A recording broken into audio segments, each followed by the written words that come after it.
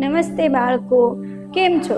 મજામાં ને? આજે તમારે વાર્તા સાંભળવી છે તો ચાલો આજે હું તમને એક મસ્ત મજાની વાર્તા સંભળાવું.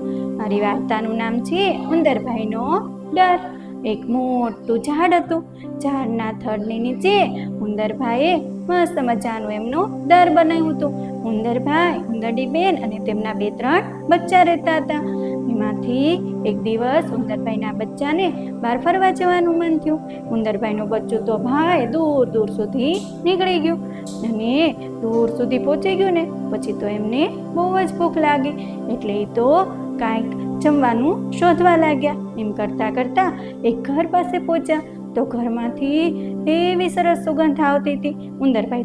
ઉંદરભાઈના બચ્ચા તો ઘરમાં બેસી ગયું અને ત્યાં તો જઈને જુએ છે તો મસ્ત પૂરીઓ તળાતી હતી. ઉંદરભાઈના બચ્ચાએ તો પેટ ભરીને પૂરીઓ જમી લીધી. પછી તો એ ઘરે જવા નીકળ્યું. ત્યાં બહાર જઈને જુએ છે તો કોણ? બિલ્લી માસી તો ભાઈ ત્યાં બેઠા હતા અને ઉંદરભાઈના બચ્ચો તો ડરી ગયું કે હવે શું કરું. ઉંદરભાઈનું બચ્ચું તો છુપાઈને બેસી રહ્યું પણ બિલ્લી માસી ત્યાંથી ખસતા જ નહોતા. એમ કરતાં કરતાં સાંજ પડી ને એટલે ઉંદરભાઈના બચ્ચાને તો રડવું આવ્યું કે મારા મમ્મી પપ્પા મને શોધતા હશે, મારા ભાઈ બહેન મને શોધતા હશે, હવે શું કરું. અને આ બાજુ ઉંદરભાઈના બચ્ચાના મમ્મી પપ્પા અને ભાઈ બહેન એ પણ વિચાર કરતા હતા કે કેમ હજી નહીં આવ્યું, ચાલો એને શોધવા જઈએ. ભાઈ બધા તો શોધવા નીકળ્યા, મંદિરમાં જાય છે, બીજે બધે ઘરમાં જોવે છે પણ ક્યાંય ઉંદરભાઈનું બચ્ચું મળતું નથી.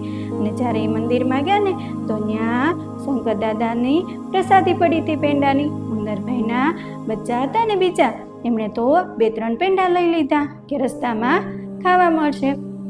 પછી તો છે ને ઉંદરભાઈનું બચ્ચું તો મળે નહીં, આમ જાય તેમ જાય પણ ક્યાંય મળે નહીં. જોયું તો એક ઘર દેખાણું. ઘરની બહાર બિલ્લી માસી બેઠા હતા. ઉંદરભાઈ એના બચ્ચું હતું ને ખબર પડી ગઈ કે મારા મમ્મી પપ્પા બહાર મને ગોતતા આવી ગયા છે એટલે અવાજ કરવા લાગ્યા. એટલે ઉંદરભાઈના બચ્ચાના મમ્મી પપ્પાને થયું કે મારું બચ્ચું જરૂર અહીંયા છે પણ આ બિલ્લી માસી બેઠા છે ને એટલે એ બહાર નીકળી શકતું નથી. એટલે શું કર્યું કે જે ઓલા પેંડા લઈને આવ્યા હતા ને એ દૂર જઈને ભૂકો કરીને ભભરાવી દીધો. બિલ્લી માસીને તો મસ્ત સુગંધ આવી. એ તો ભાઈ ઉપડ્યા પેંડા ખાવા. અને આ બાજુ ઉંદરભાઈના મમ્મી પપ્પા અને એમના ભાઈ બહેન ફટાફટ બચ્ચાને લઈ અને એમના ઘરે પહોંચી ગયા. પછી એના મમ્મી પપ્પાએ સમજાવ્યું કે આજ પછી ક્યારેય તું એકલું ક્યાંય બહાર જતું નહીં. ખાધું પીધું ને રાજ કર્યું. મજા આવી ને બાળકો?